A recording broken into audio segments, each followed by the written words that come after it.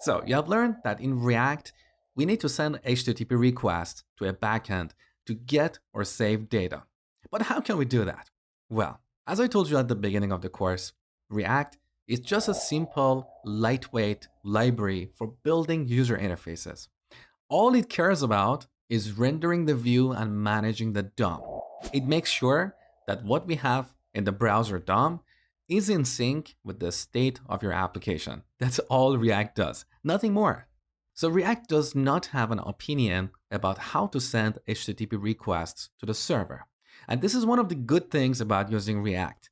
You can use the libraries that you prefer to send HTTP requests.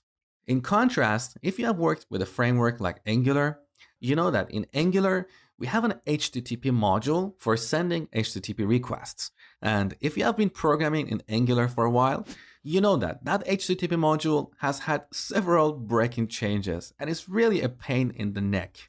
So when using Angular, you have to do things the Angular way. But when using React, you have freedom. You have the flexibility to choose the libraries that you prefer. So what are our options here? Well, most modern browsers have the ability to natively send HTTP requests using the Fetch API. This API was introduced in the recent years and is pretty much implemented in most, if not all, modern browsers.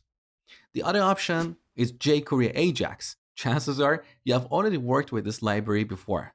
So if you're comfortable using jQuery Ajax, you can bring it to your React applications and use it to send HTTP requests.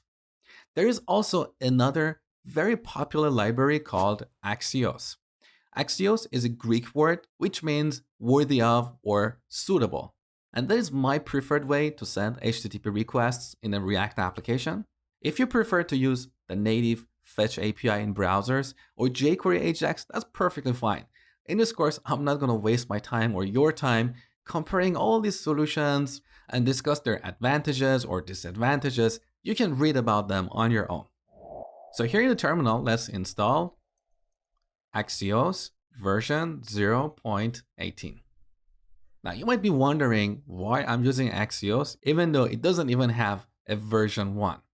Well, if you look at NPM, you can see the number of weekly downloads for Axios is over 2.4 million.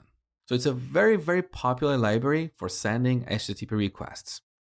So go ahead and install this. In the next lecture, I will show you how to use Axios to get data.